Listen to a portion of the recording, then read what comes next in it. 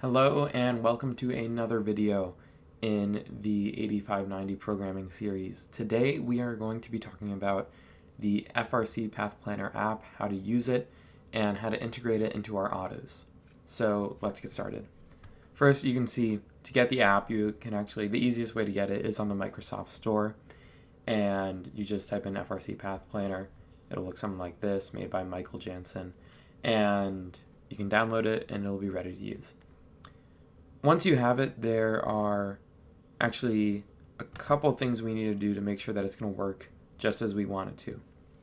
So the first is that you have to make sure you have the right project opened, right? So for that, you have to go to your project browser and open up the project that you want to be opened. Also, it's important that if you have multiple windows open, that your Git is running on the windows of the code that you actually want to be editing. So if you're using GitHub Desktop, make sure GitHub Desktop is on whatever repository the one you want to edit. Or if you have the Git extension in VS Code working, then that will also work. Just make sure you are in the correct project when you start editing.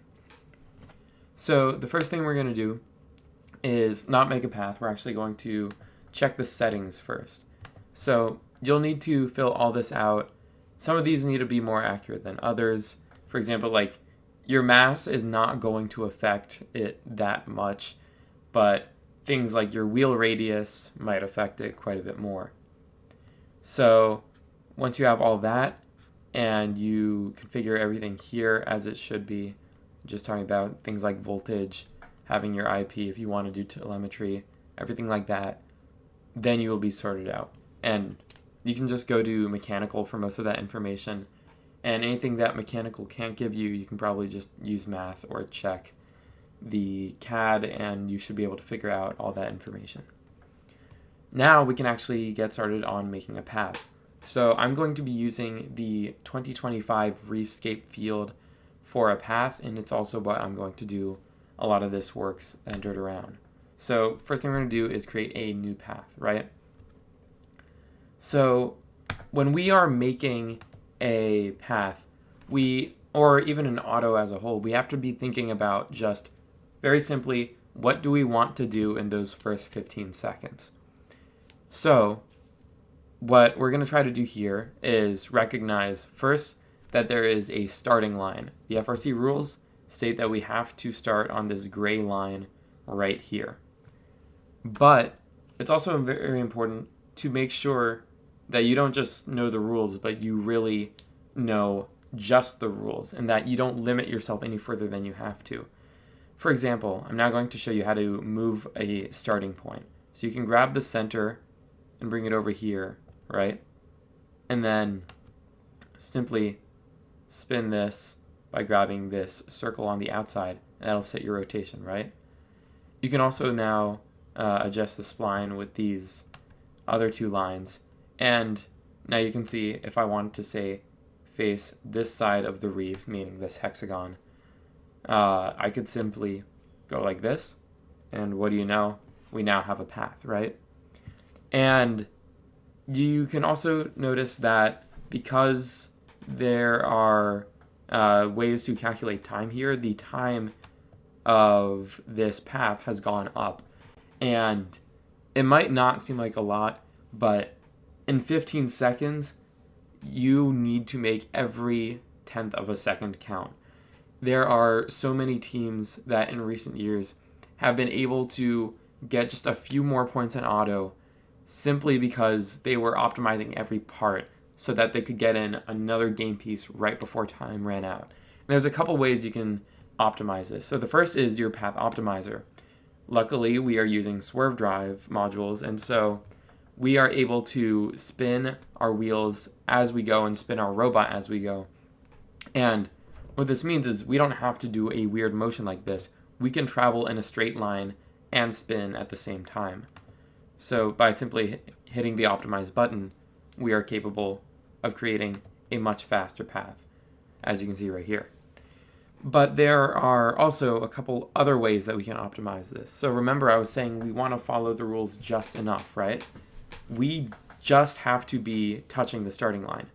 And what that means is, first, we can rotate whichever way we want, right? We could do whatever makes us do the least amount of rotations. And then we could also make sure that we are just barely touching the line, or even packing in closer if it doesn't bother our teammates, right? And now we have this very fast path where we've just saved 0.7 seconds. And 0.7 seconds is like 5% of the time that you have in auto as a whole. So getting 5% more time is a lot of time, especially if you can build that up and really optimize your paths. So what's important to do next is first ensure that you're not going to destroy everything. Now this looks really good and really fast, but we would be a bit foolish to not recognize that this corner, this bottom corner of the robot, would clip the reef if we were doing it in this way. And there's a couple ways we can fix this. First is simply to have a little adjustment, right? That'll make it very nice. But there's also a way in which we can try to make it so we don't have to change the path so much if we are able to just add a rotation target. So let me show you what that's going to look like. So you can see it's exactly what you'd think it'd be. It's a target for us to hit while rotating, right? And I'm going to simply create a rotation target that will not hit when we are going right past here. So you can see it's a little bit close, but ideally this would work just fine and we would be able to simply maneuver our way around it, right? And I'm not saying this is how every path should be made. This is mainly a demonstration to show you how any path can be made and what we're looking at when we're doing these, right? So now we are going to think, all right, we know that we start the game with one game piece, right? So we are going to take this game piece and go straight towards the reef because that's where we score the game piece.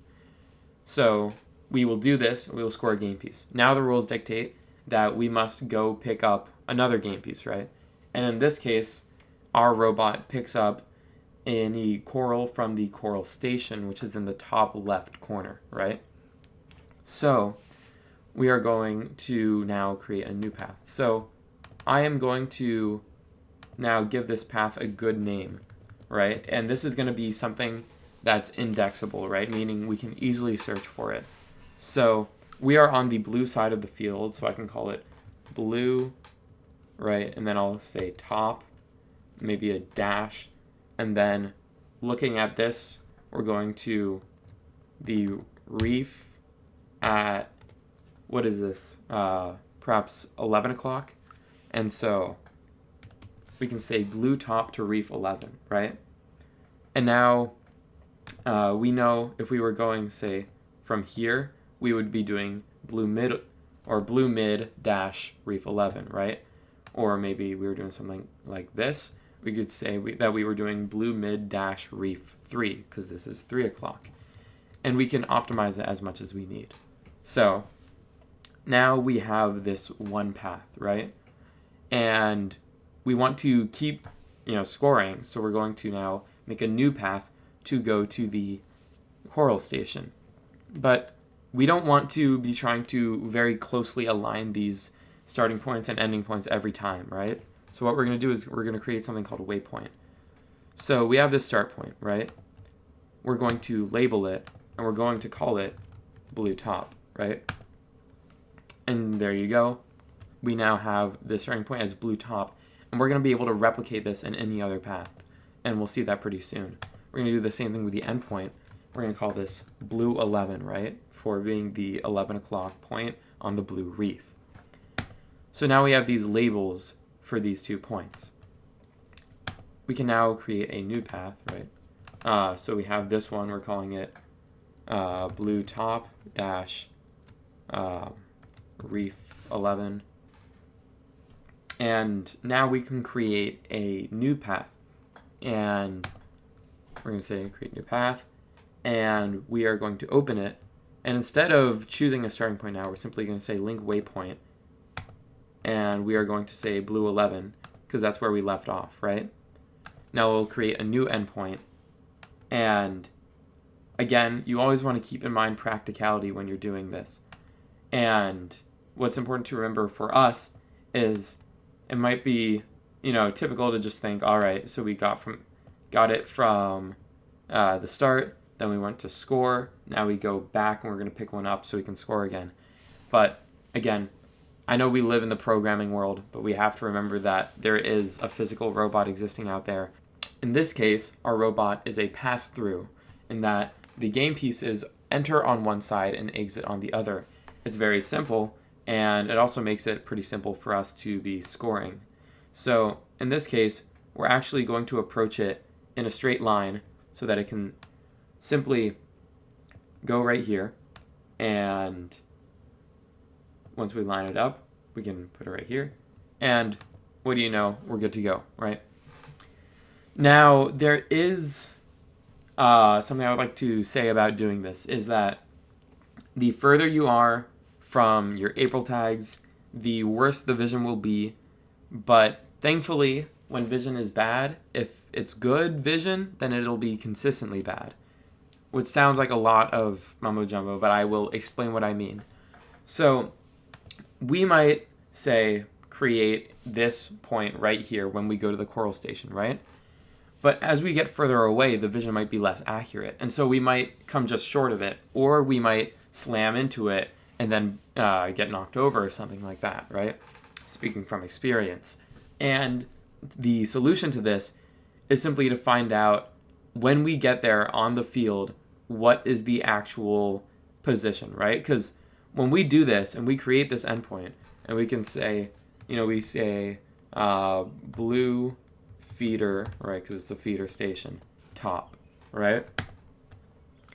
And we have this, right? We have this idea of where it is. We have these coordinates for where it is. But that's not actually where it is. And what I would recommend is that we use Advantage Scope and use Advantage Scope to find the exact location. Now, I am not connected to a robot right now, so I am not going to be able to, show you how these coordinates work.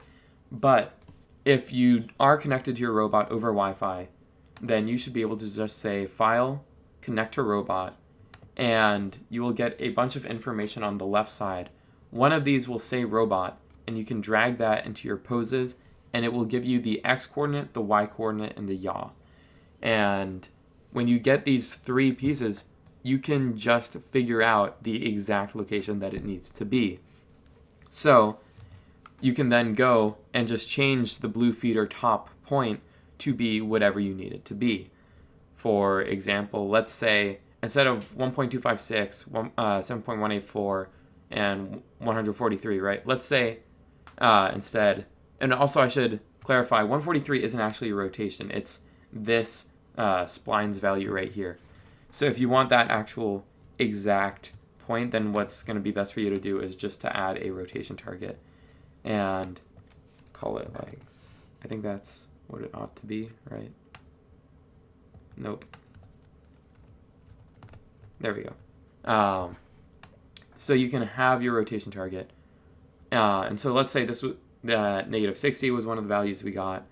Let's say that one of the values we got was, say, 1.4, and then we got 7.2, and we got this as the actual thing. This is what our camera will actually measure our position to be when we are there. And it's important to keep in mind, this is what you do during the calibration period on game day before it starts. Unless our team has gotten significantly better at replicating fields and we also have a giant amount of space, we are probably still doing stuff in a very small room where we are doing a minimum viable product of what the field could look like, such that we could act and practice a little bit. So this means that when it comes to game day and it's time for calibration, we have to run our robot onto the field. You have to have Advantage Scope set up, Pathplanner set up. You have to be ready to write down and record values. And once you get these values, you can simply plug it into the waypoints, and the waypoints will take care of it for every path. Use the waypoints. It is so vital so that you will save so much time. I cannot exaggerate this enough. All right, so now we have this new path, right? And unfortunately, we can't just take the same path back and forth, right? So we're going to say, all right, now let's create another path. And we have to continue this labeling structure, right? So now we have reef 11, and we're going to blue feeder top, right? Now we're going to create a new point, right? Or new path. And we're going to edit it again. And this is going to be mainly a lot of the same, right? Where we're now just creating our start point from what we already have. And we're going to go back to score again on blue 11. And we'll, do our optimization, do all that. But it's important to recognize that this doesn't have to be the speed of the robot. It could be going slower. It could be going faster. And there's a couple things that change that, right? Now, what's important to recognize is that we are not going to be in this exact position when we score. In this case, in this season, we had an automatic scoring mechanism. So we just needed to get close. And then the vision would adjust us more specifically and get us to exactly where we needed to be. So we don't have to be as exact as we were when going back, right? When we were going to the feeder station, we were trying to avoid slamming. We were trying to avoid coming up short. And so we want to go at that steady speed so that we are not going to break the robot or overshoot or end up where we're not supposed to be. But since we have an assistive vision aspect when we go back, we can change things up a bit, right? So we don't have to use the default constraints. If we wanted, we could go faster. And this might be an exaggeration. You'll have to figure out what works best with the robot. You can see we increased the speed and we saved 0.3 seconds, right? Now, this is, of course, very nice, but it won't always be that simple. Sometimes the mechanical team adds 15 pounds to the robot and doesn't tell you, and now you're actually going slower than you were supposed to. So I would say when you are dealing with this, make sure you are keeping up with any changes to the weight of the robot and you are testing it continuously and you are preparing for something like that. All right.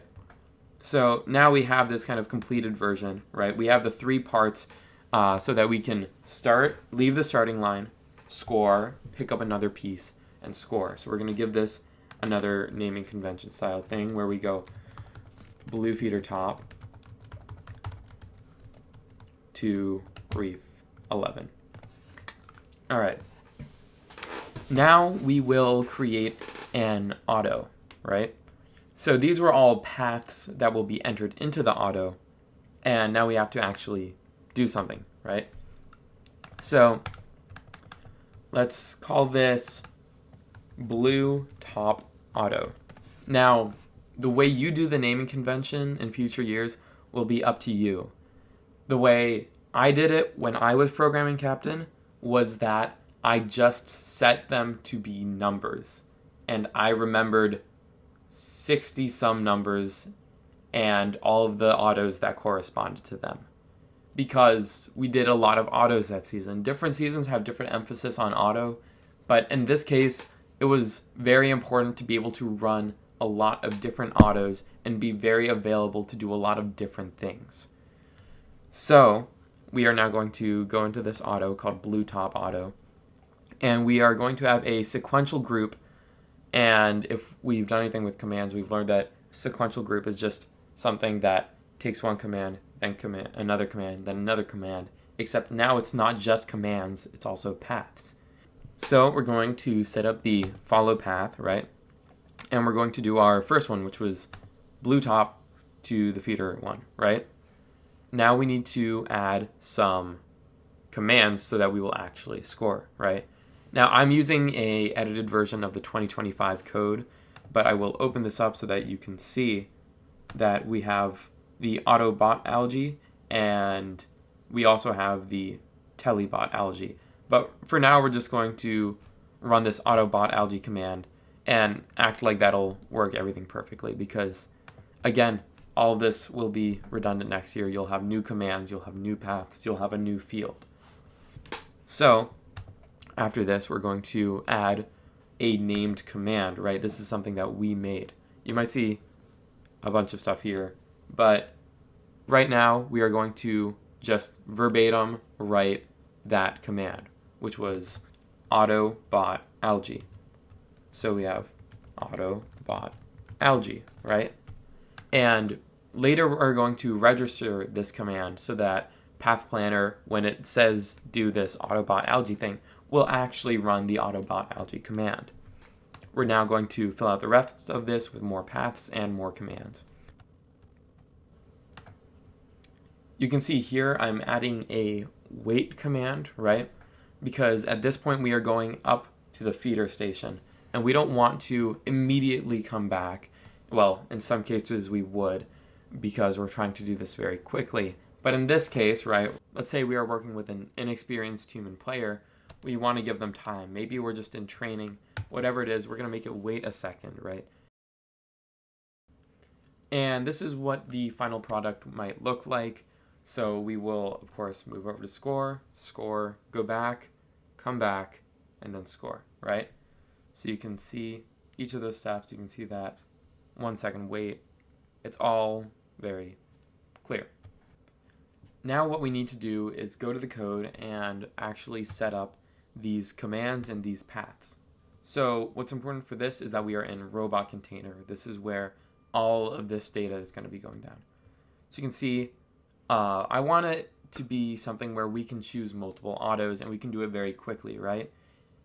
You're always going to have this default command of what will be run in auto, and there's a couple ways you can do it, right? First is that you change it in the code. Second is that you change it with some external app. Do not make it so that you have to change the code every time you want to run a new auto. That is a terrible idea. You will be deploying new code to the robot every few minutes. Don't do that. Instead, we're going to use an app like Shuffleboard or Smart Dashboard, all right? So I'm going to show you how we do that. We're going to create something called a private final sendable chooser, string mchooser, and mchooser is going to be this list that we can add autos to, and then we can click them, and it will set that to be the auto for the robot. And this is all going to occur within the app Shuffleboard. So first thing, of course, is to declare it. And then later in the constructor, you can see we are in that robot container part. We are going to take this and we are going to add some options to it, right? Now, in this case, I already have some things here just to show you what it might look like, right? Because we have a couple things we can do. We can add options and we can set a default option. And in this case, we need to remember that we are called blue top auto, right? So that's what we want to add. So I'm going to take this thing right here and I'm going to make the name be blue top auto and then the object also be blue top auto. So this first one is how it will appear on the list. This second one is the name of it in Pathplanner.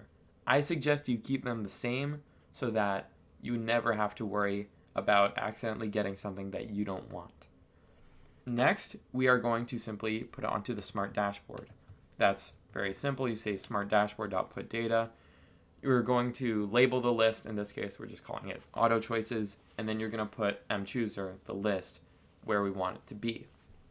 So at this point, this will simply appear in Smart Dashboard and will, by association, appear in Shuffleboard under the Smart Dashboard tab.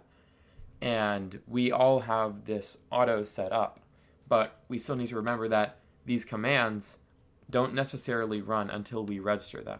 So in this case, you can see I actually have already done the work of putting this in, but you can understand how it works, right? We called it autobot algae in this Pathplanner application, and now we are actually going to make it synchronize to the autobot algae command.